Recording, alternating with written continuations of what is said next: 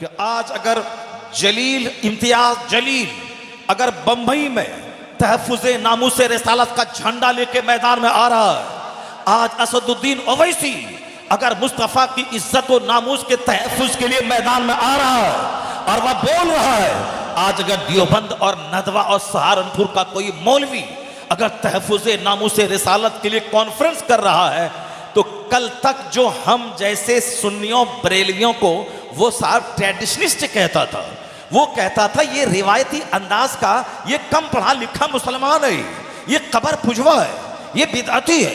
हम रजा के पैगाम में इश्क रसालत को आम करते थे, ये हमें दकियानूसी कहता था। लेकिन आज रजा का वही पैगाम में इश्क रसालत आज वो अपने गले में उसकी छाप लेकर वो मैदान में सियासत करने के लिए आ गया है। आज भले ही इम्तियाज जलील बोले या असदुद्दीन ओवैसी बोले या कोई अरशद मदनी बोले या कोई दिल्ली का कोई इलियासी बोले या कोई सऊदी अरब के लोग मुस्तफ़ा की तौहीन के खिलाफ अगर वहां से वो जबान खोले, तो इस सदी में हौसला देने वाला और गुस्ताखाने रसूल की खबर लेने वाला अगर कोई शख्स है जिसकी तहरीक से मुतासिर होकर दुनिया गुस्ताखों के खिलाफ बरसरे पैकार हो गई है, तो वह तहरीक देने वाले का नाम इमामुल उशाक अहमद रजा खां फाजली बरेलवी रज़ी अल्लाह ताला। नारे तकबीर, नारे रिसालत, मसलके आला हजरत। आला हजरत की वह तहरीक आज आम हो गई पूरी दुनिया में, अपने बेगाने सब अपना रहे, चाहे वो खुशी से माने या नाखुशी से माने, मगर मानना है। अभी कुछ दिन पहले बाराबंकी में चंद देवबंदी मौलवियों ने मीटिंग की।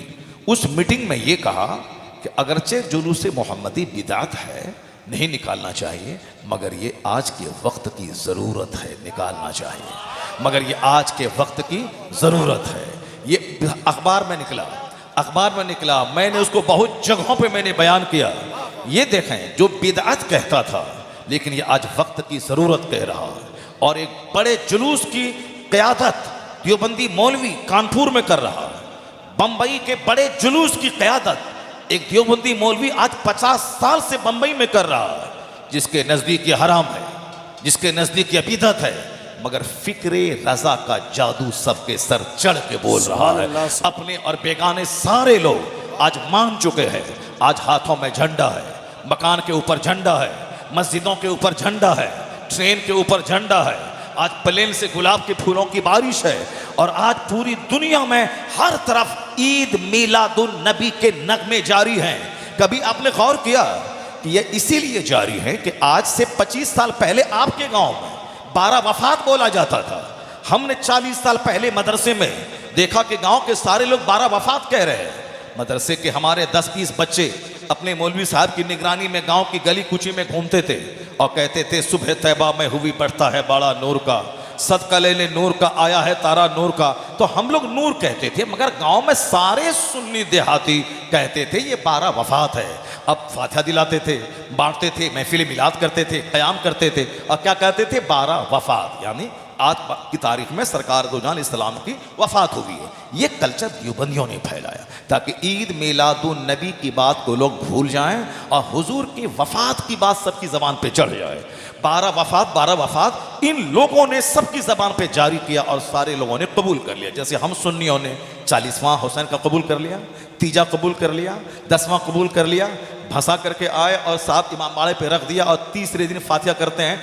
बगैर सोचे समझे इन राफिजियों की इन बातों को हमने कबूल कर लिया।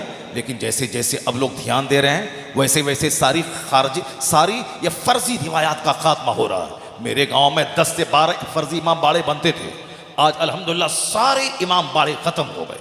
हमारे गांव में हमारी बूढ़ी दादी हम सबों को बचपन में लेके इमाम बाड़ा के पास लेके जाती थी और कहती थी, इमाम हुसैन हमारे पोता को सेहत दे दीजिए, इमाम हुसैन हमारे बेटा को ये दे दीजिए। ये हम लोगों ने देखा बचपन, यानी इमाम बाड़ा को इमाम हुसैन की कब्र लोग समझते थे।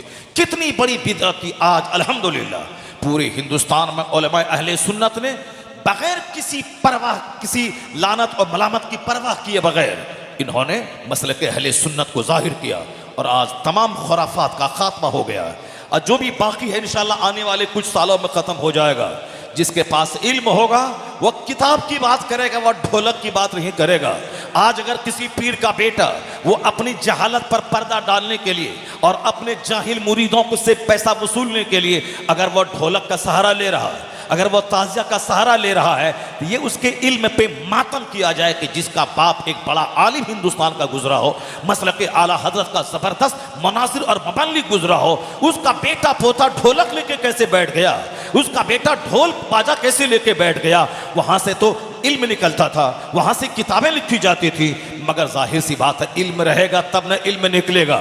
यहाँ तो साफ जहालत है, मगर 2 टका कमाने के लिए सोचा कि अब तो हमारी ला इल्मी का पर्दाफाश हो जाएगा, इसलिए मदारी की गोद में जाके बैठ गया और ढोल बजाना शुरू किया।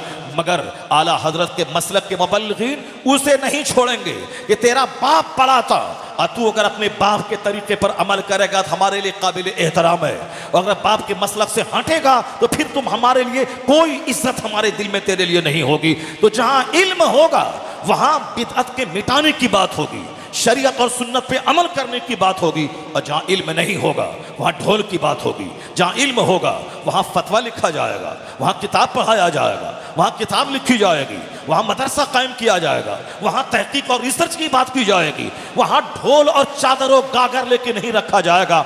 वहां आला हजरत का वो मसलक एक चादर मजार पे डाल दी जाए और जब तक वह चादर पुरानी और बोसीदा न हो दूसरी चादर नहीं डाली जाए, ताकि जिस तरह खाने काबा के ऊपर खिलाफ दुनिया के सारे मकानात से इम्तियाज की खातिर है, उसी तरह आम कब्रों से अल्लाह के वली की कब्र के इम्तियाज के लिए, पहचान के लिए उस पर एक चादर डाल दी जाए, और जब तक वह चादर पुरानी ना हो दूसरी नहीं डाली जाए, ताकि जाहिल मुसलमान चादर चढ़ाने की एक रस्म ना बना ले, चादर चढ़ाने की मिन्नत ना मांगने लगे। आज जो ये काम हो गया तो चादर चढ़ाऊंगा, ये काम हो गया चादर चढ़ाऊंगा। आला हजरत ने 100 साल पहले इसकी मुखालफत की थी। आला हजरत ने कहा है कि एक चादर पड़ी रहे, दूसरी उस वक्त तक मत डालना जब तक कि पहली चादर पुरानी ना हो जाए।